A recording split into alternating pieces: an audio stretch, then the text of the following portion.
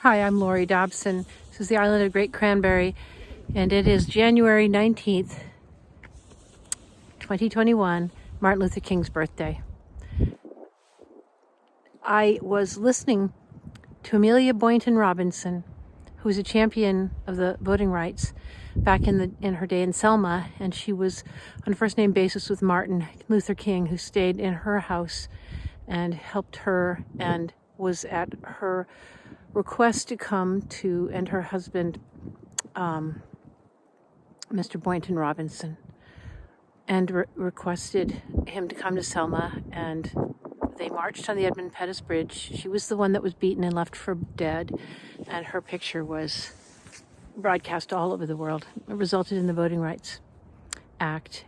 And a very important thing, she was given the Martin Luther King Medal of Honor. I mention her because she was a friend of mine.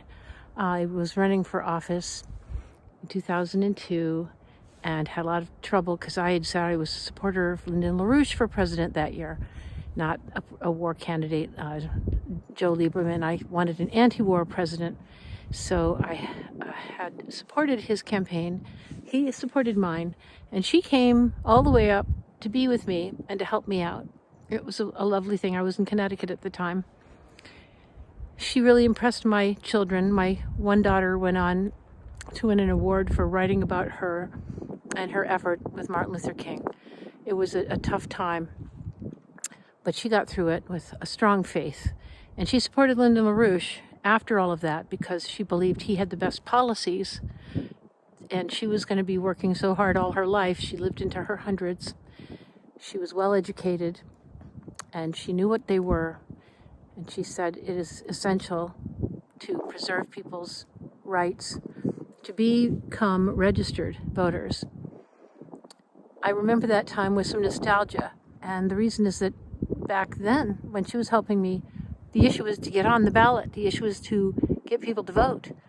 We worked really hard on my campaign. She helped me. I did pretty well, considering I had a good crossover vote with Republicans as well, and I got a lot more than they expected, but it wasn't one of those races that I was going to win. It was a Democrat in a very strong Republican area. But I wanted to put out the strong positions that I felt were important at the time. An anti-war position. I wanted, accountability. I wanted so many things.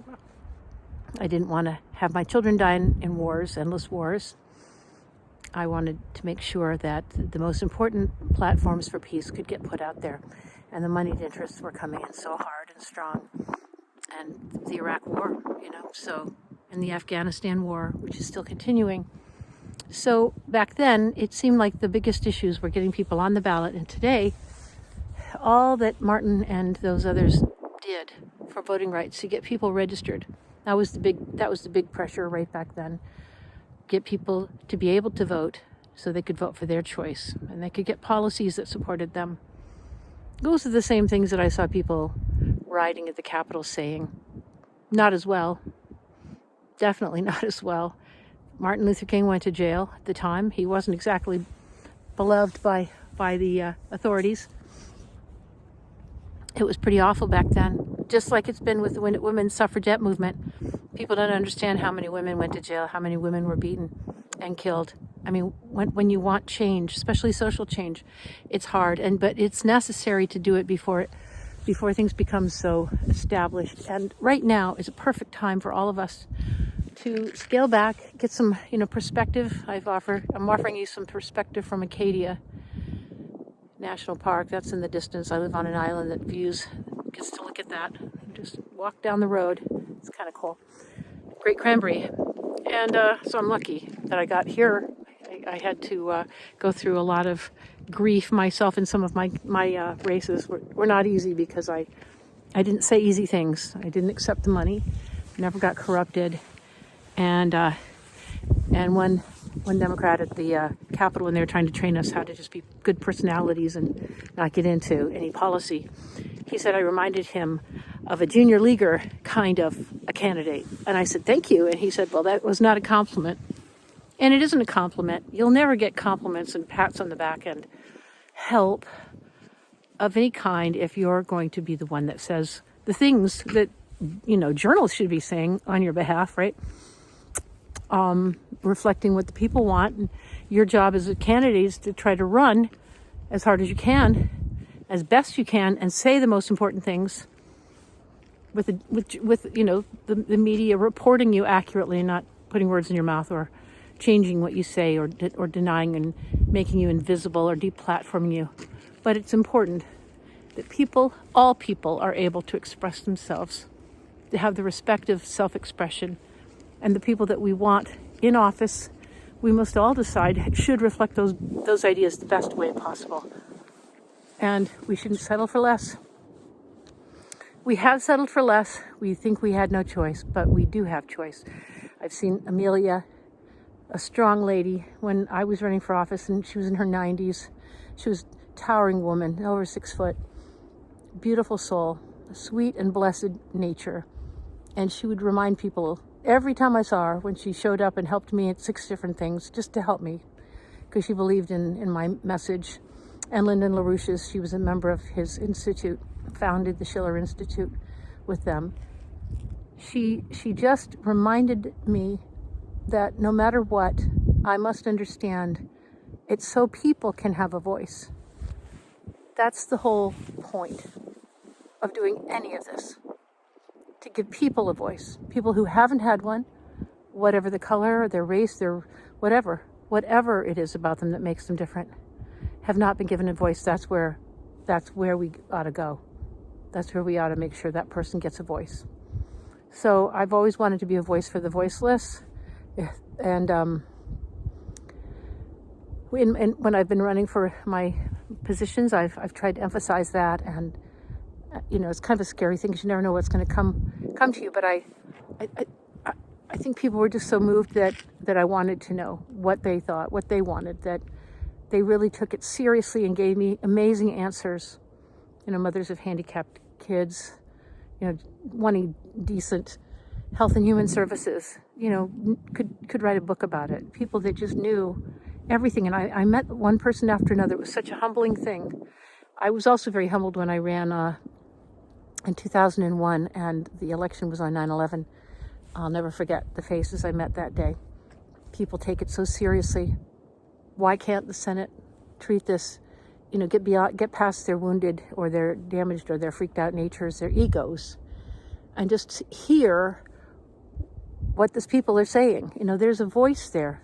Those people have felt voiceless up until now, or they wouldn't have risked their lives, their liberties, and their sacred honor to fight for something that they didn't know they'd be received about or with. They didn't know that anyone would be there to hear them, but they tried. They tried. And when people try like that, I'm there for them. When people want their voice to be heard, I'm there for that.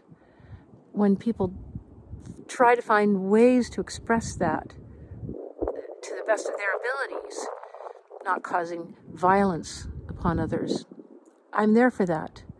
While people try to protest a lack of that and be a vigorous protester for the lack of freedom or for the lack of voice, the lack of speech, the lack of the human rights that we should have by natural law. When people are there helping those protest or protesting themselves, I'm there for them. Others may call these things riots or insurrection, and I don't believe that was the case here, because if people had been listening instead of reacting, I'm talking about the politicians and the Senate and the House and all over the Capitol area. Some were listening. Some people were responding properly. It was an influx of a huge number of people, and they wanted to be heard. I think if we made it easier for people to be heard, and we responded when we heard them, because we do know what people want. It's clear as a bell. They've poll after poll after poll shows strong support for things that are changes to help people. And if people in the Senate and in the House were responsive to people that they're supposed to represent, if they knew what they were saying or listened to either side, right? They're supposed to be there for everybody in their district. If they listened to them, they would hear people. They would hear, they would respect it, and they would do their best to do what the people want. That's their job, not just to represent, but to actively perform on the people's behalf. That's why I ran. I never won like Lincoln. I lost a whole lot of races, and I'm not going to be running for president, so don't worry about it. But I tell you, I have the heart for it, because I know what it means to people. I know what it means to me when I do that, when I fulfill the oath I gave those people over and over again. I promised I would do the best I could. And it doesn't stop just because you stop running in your campaign. You're a public servant for life, if you're any good at all. Anyway, those are my thoughts today. God bless Martin Luther King. He never held a public office either. In fact, he was killed for his beliefs. I honor him today. The LaRouche organization honors him, and I love what they put out about him, so I recommend hearing it. Take care, guys. Have a great day.